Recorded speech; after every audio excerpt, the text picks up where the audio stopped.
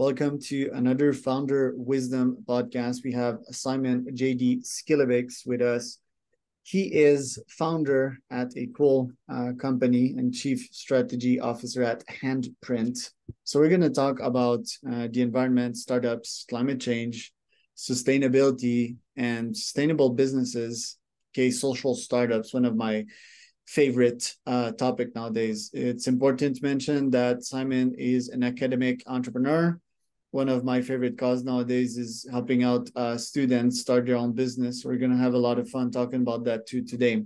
He's also a published author, by the way. He's a lot of things, just like a bunch of colorful entrepreneurs that I talked to on this pod. So really glad to have him on. Just before we get started, this podcast is brought to you by podpire.com. That is my podcasting agency. If you want to start, scale, be invited to a podcast, you can go to podpire.com. You can even get sponsors to your podcast. Podcasts are quite amazing to get to learn and know amazing people like Simon, learn from them, pick their brain, add them to your network, grow your network too, because you can develop leads and clients from podcasts. I'm pretty sure you know that. So podpire.com if you want help to start, scale, be invited to podcasts. Simon, welcome to the pod. Can you tell us about yourself and tell us a bit more about Handprint? Sure. Thanks, Charles, for having me. So, hi, everyone. So, my name is Simon. I'm a 40-year-old now, old man, academic entrepreneur. So, I kind of left academia or being a pure academic in 2018 when I spent a week in Myanmar doing research on a very interesting nonprofit organization that was working in the mangrove restoration area. And not only were they doing amazing work with mangroves, they were also running an ICO back in the days when that was still fun. And they were using drones that had been repurposed, military drones that normally shoot bullets, but to shoot seedlings into the ground. And together with one of my co-founders, Ryan, we really got inspired by what these guys were doing. And we came back from that, set up a nonprofit organization called Global Mangrove Trust. And with a view to improving access to climate financing for specifically that organization, and then quickly for other organizations that are working on mangrove restoration. Out of that work grew a collaboration with a long-term friend of mine who became the CEO of Handprint. He got interested in what we were doing specifically because of the blockchain potential. And so we started working on a large-scale grant application, which never materialized. But the collaboration between the three of us went so well that Matthias, who's our current CEO, and my co-founder convinced us to set up a for-profit social enterprise called Handprint. And Handprint now is about 3.5 years old. We went from 3 founders to 45 people and then back to 22 people over the last couple of years. We've created what I think right now is Asia's largest regeneration platform. And so fundamentally what we do is we connect companies to the most impactful social and environmental impact organizations in the world. We curate, digitize, and productize the work that most of these impact partners do, which typically means we're working with NGOs, charities, communities of people, and we're enabling them to access international financing by drastically improving their reporting capabilities so that corporate contributions to those organizations are auditable, can be accounted for correctly, and are trackable. Because in the current climate of sustainability and impact, greenwashing is, of course, a big concern. And so every dollar that goes through our platform is tracked, is assigned to a specific type of impact, is linked to a priced unit of impact. And that makes it for companies much easier to have a clear understanding of what actually happens with their money.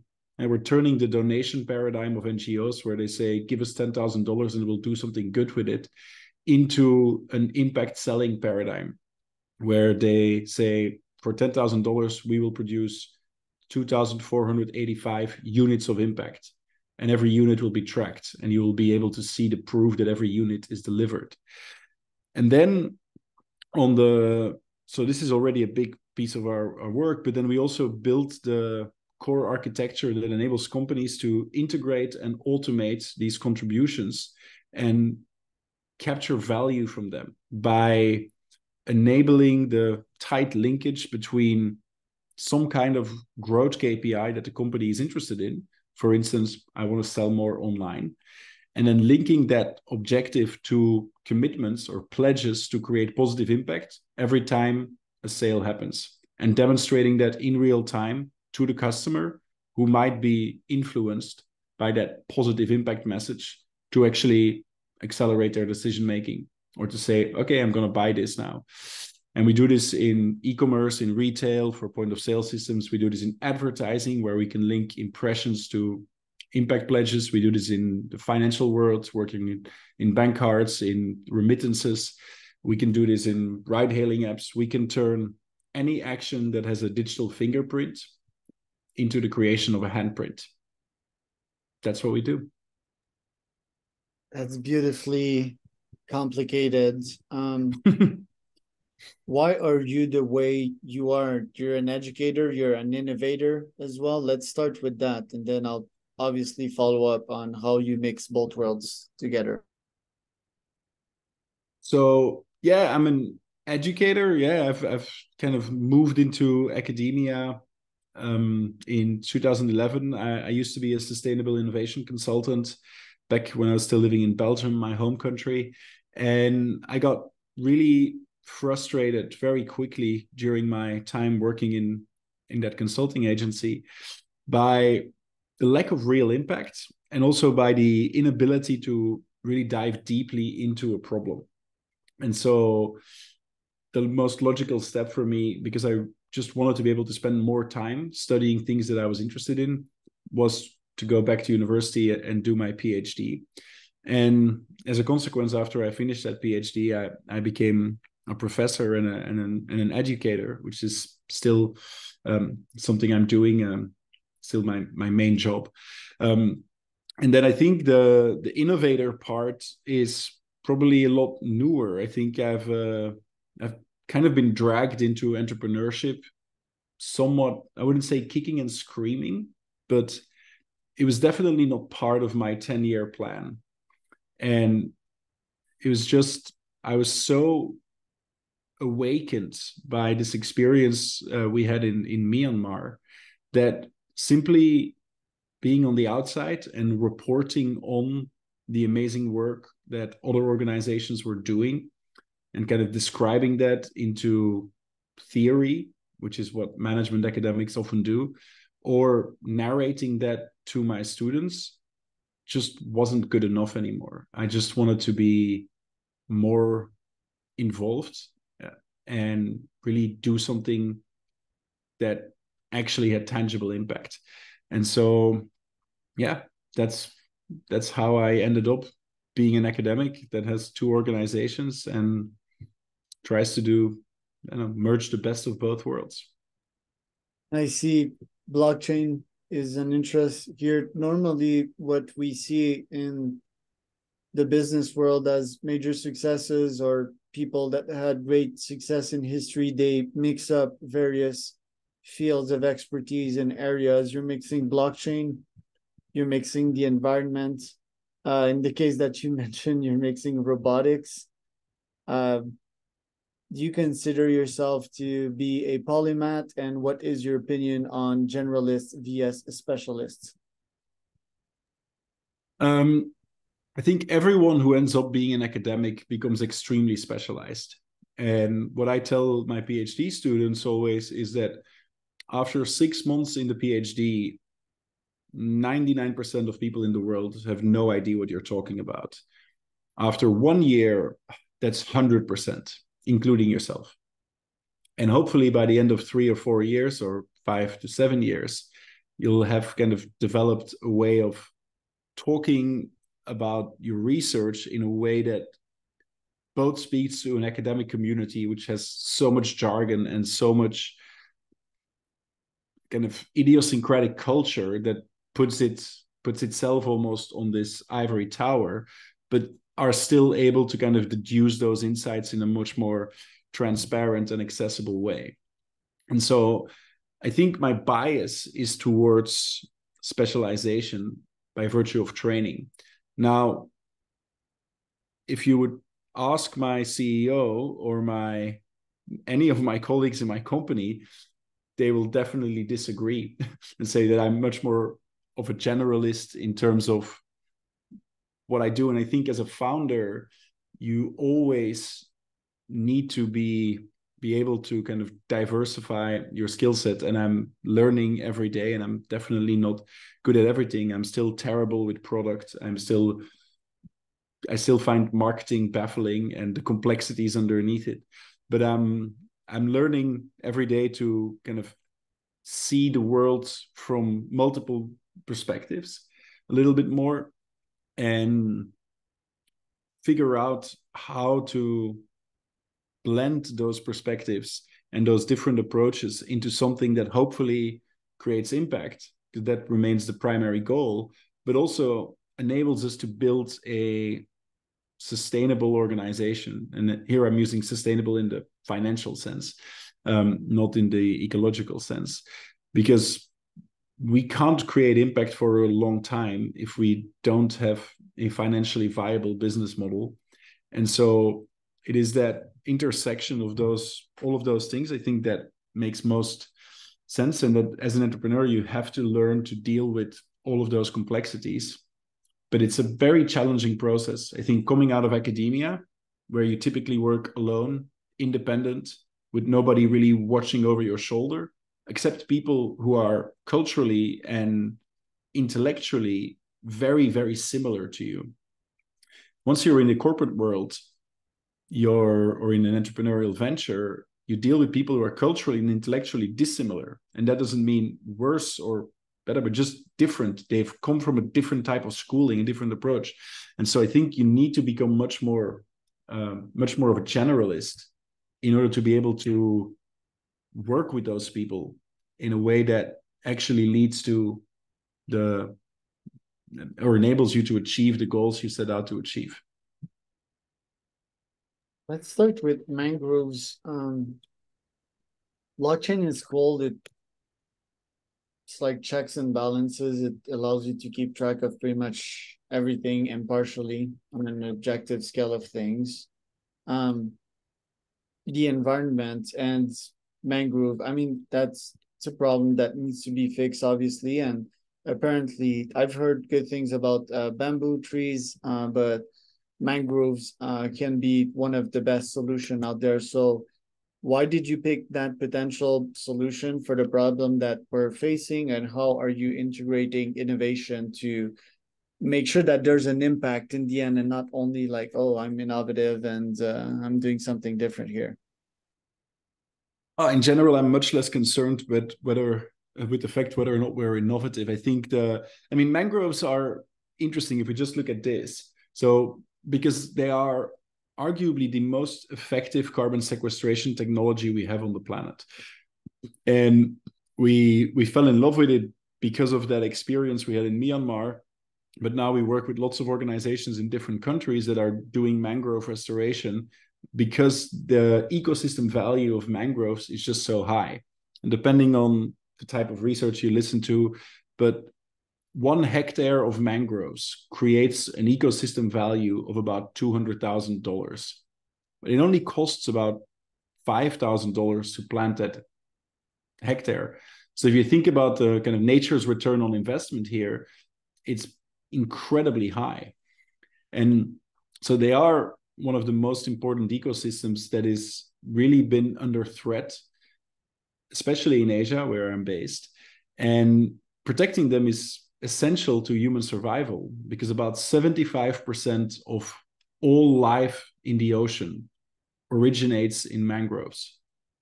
So mangroves are the roots of the ocean. And as a consequence, their protection is not just something that humans should care about. It's just not protecting them is tantamount to allowing genocide to happen at a massive scale and ecocide to happen at a massive scale. And then once you realize that, then the question becomes, okay, how can we use the tools of digitization technology in order to provide credibility that doing this is the right thing to do, and also that if you're going to do this, you have to do it the right way, because there's no point in planting trees, mangroves are of course trees, if they're going to die half a year later, because then you don't really create any ecosystem benefit. You might create some social benefit because you employ people, but you need to be able to ensure that there are these long-term ecosystem value creation sources. And so blockchain is one of many tools that can be used to enhance credibility, to enhance trust, because people that understand blockchain think it creates this kind of trustless infrastructure where truthful information is being shared and cannot be doctored with it, cannot, because it's immutable. Now, people who understand impact will tell you this is bullshit, because the only thing that really matters is whether or not you can access truthful information at source. And blockchain doesn't solve this problem.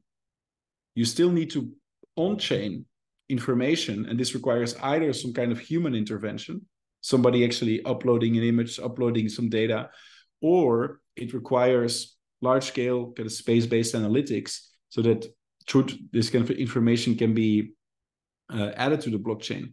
So the key challenge in the impact space when you're looking at blockchain, when you're looking at kind of the use of non-generative AI, but more like machine learning to evaluate state change in forests, state change, carbon sequestration over time, survival rates. The key challenge is how do you weave all of those things together in a way that adds to the credibility, that uses the technology for what it needs to be used, but doesn't overpromise. Because a lot of the challenge that especially you see in the blockchain space, and I've written a couple of papers recently that are quite critical about the refi space, for instance, the regenerative finance space, is that there is from the people on the inside, there is an overestimation of what blockchain can do and what blockchain solves. From the people on the outside, there's fear and there are adoption challenges. And as a consequence, nothing really happens. You need to find some kind of balance in between those and recognize the limitations of the technology, use it for what it's really good, but don't overpromise, and then combine it with other tools, including maybe centralized trust, in order to reduce those barriers to adoption. Because otherwise we're still in this, and I think in many ways we're still in this space where blockchain is a solution that is looking for a problem. And too many of the incredibly successful, from a financial point of view, experiments that have happened on blockchain so far have proven to be short-term speculative bursts. But when you're in the impact space, you can't engage with short-term speculation, because sustainability requires time. And so there's a real intrinsic conflict between the community of people that care about blockchain, and what they care about very often are these kind of super rapid speculative profits that you can get with NFTs, that you could get with ICOs, that you could get with A, B, C, D. But none of this really works in the impact space. And so the deployment of that technology in order to solve a real problem is going to be more time consuming. I think we're close. I think in 2024, we're going to see real solutions that really provide a very strong proof of concept, and probably more than a proof of concept, that this technology can genuinely solve some of the most critical challenges that exist in the impact space. And as and when it does, I think it will be a game changer, and many, many more companies will adopt it. 17 UN goals. Apparently, the Mangrove Project would fulfill each of these, which is quite ambitious. Love that. Do you feel that since you've started this project, you've reached your goals so far? I think every startup founder wants to grow faster. I'm no different. I think we've recently reached 2.5 square kilometers, no, 2.5 million square meters of ecosystem restoration. Wow. That's good. But what's better is that we were at 2 about 3.5 months ago. And that was 3 years in the making, or three years and 3 months. So we've added 25%, I think, in the last 3 months. So what I'm interested in is working with companies that enable us to roll out these solutions much faster. So our stated goal as an organization, when we did this kind of exercise a couple of years ago with one of our advisors, was that by 2030, we want to win the Nobel Prize for Peace.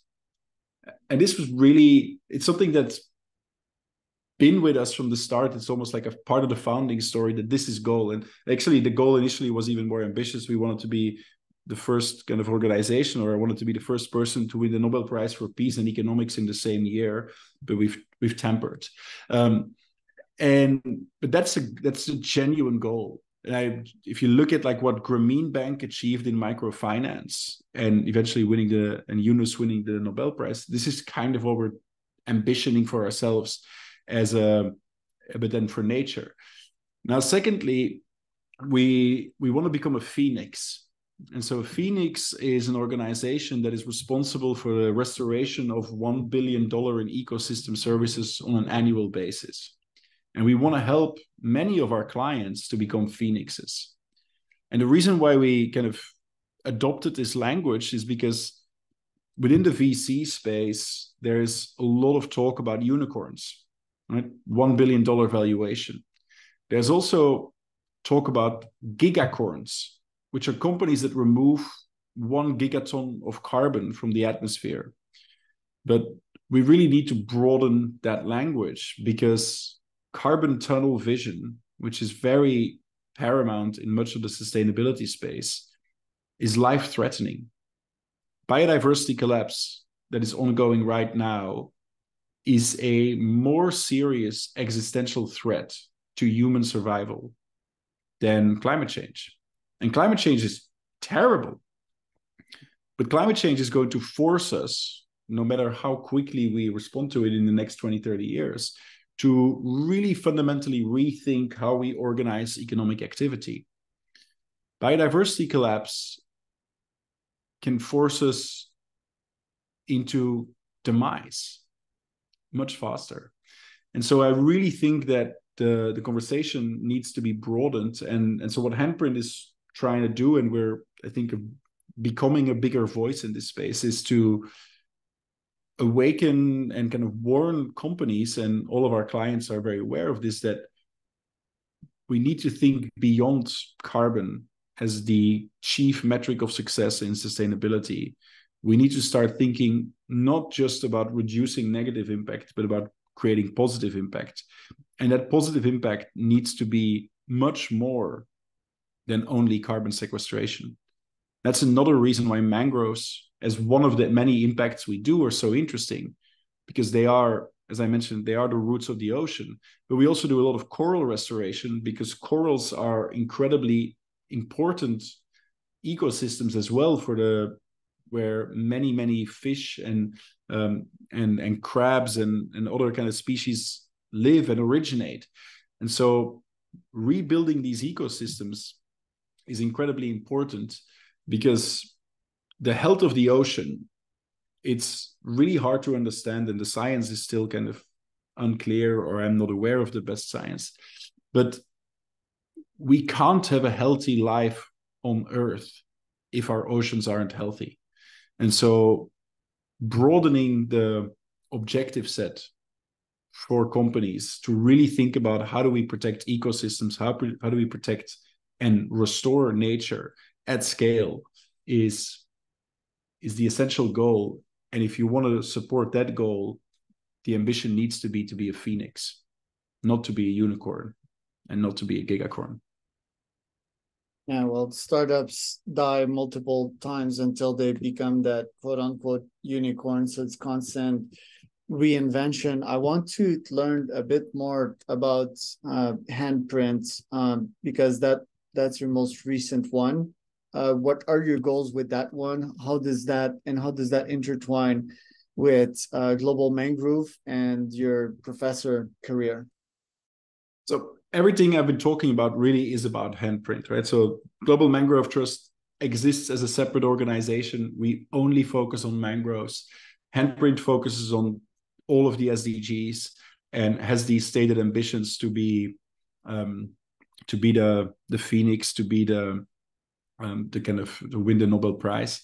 So that's really what Handprint is about. I think how it interacts with Global Mangrove Trust and kind of my professorship is that a lot of the research that I'm doing right now is really inspired by the conversations I'm having with prospects, with businesses that work with us. And I'm really trying to become an academic that doesn't sit in an ivory tower doing very abstract research, but do much more applied research that actually can be taught instantly in executive education and MBA classes. Try to create frameworks that are simple but meaningful because they inspire people towards action. I think that this bias towards action is one of the values that we've set in our team that at Handprint that we are trying to instigate in the world. And I think it's really empowering because when it comes to the opposite, when it comes to footprint, a lot of companies struggle rightfully because it is complex with how do we manage this kind of abstract concept and how do we deal effort do we need to do in our supply chain, in our internal operations in order to measure and then go and reduce these environmental externalities, these negative impacts. And that is important work for a relatively small subset of companies. Namely, it's important if you're a company that makes things, that moves things or people, or that is in the business of mining and energy extraction and energy creation. Now, that quite large subset of companies is only about 35% or 30 to 35% of people working in the US, in Europe, in Singapore, where I live, in Hong Kong, in most of the developed nations, in South Korea, a bit more in Australia. And because that is true, it also means that the other 65 to 70% of companies that don't have a big footprint because they don't make, mine, or move things have actually very little to do with sustainability. And so they're confronted with these demands of like, oh, you got to measure your carbon emissions, you got to do this, you got to do that. And they actually have to say, wait a minute, this is not strategically relevant for us. It's not going to save us money.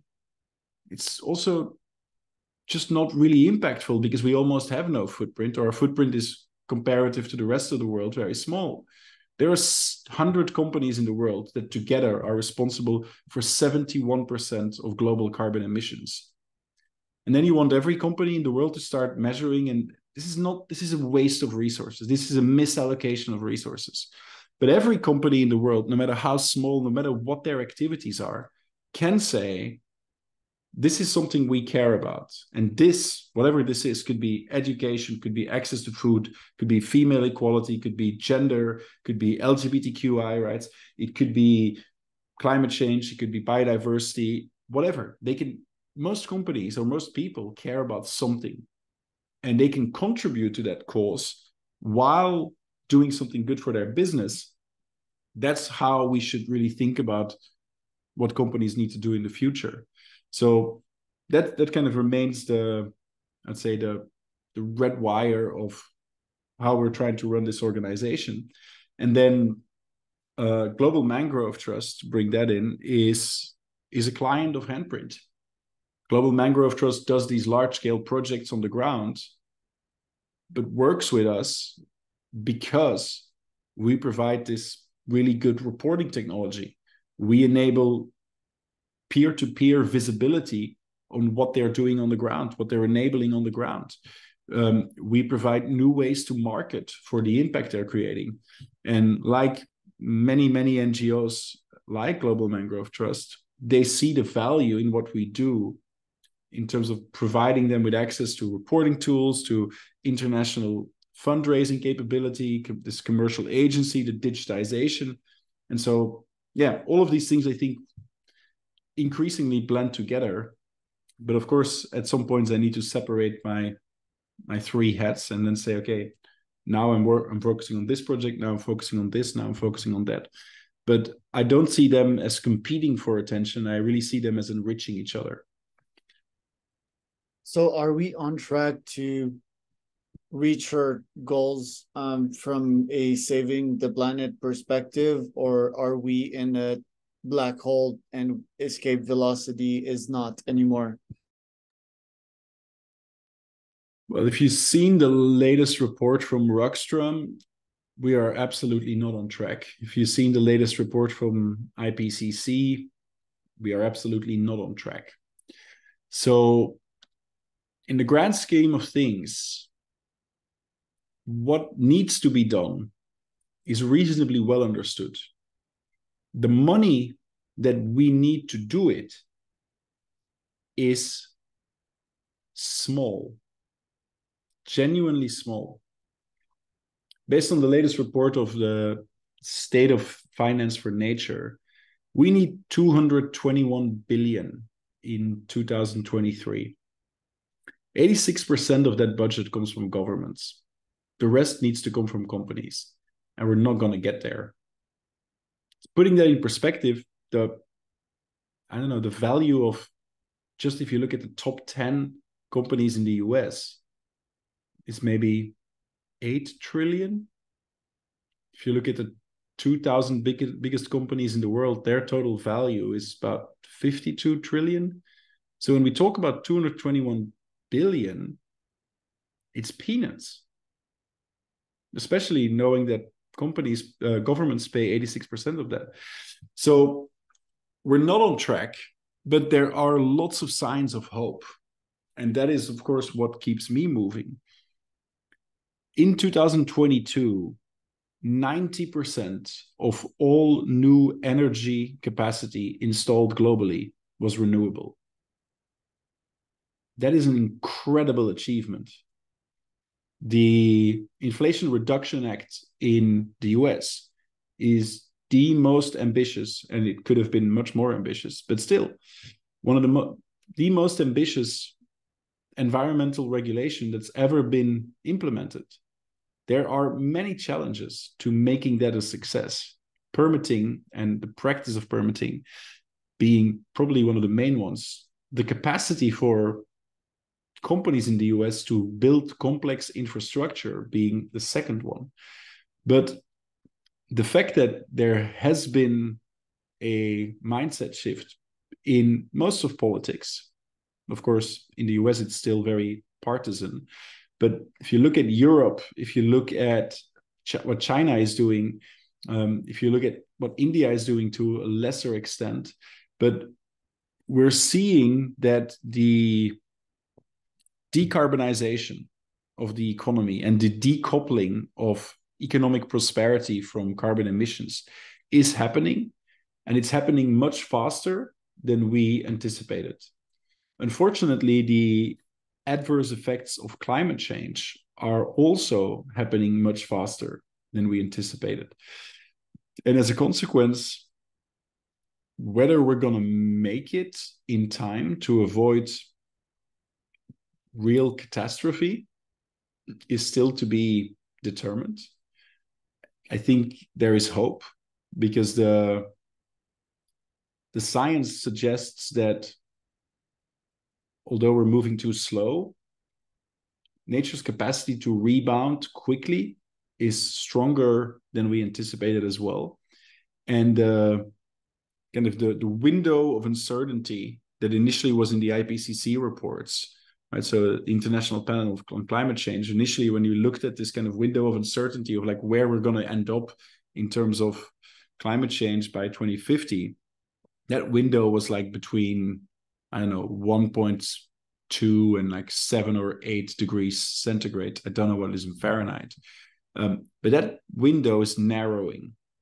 And the fact that it's narrowing suggests we have better science, but also that we have a better predictability of the outcomes. And I genuinely believe it is still possible to avoid the worst of climate change, but a lot more needs to be done. And as always, COP28 is going to be extremely important. I think we need to impose a global ban on oil exploration. We need to put the funds in place for north-south transfers.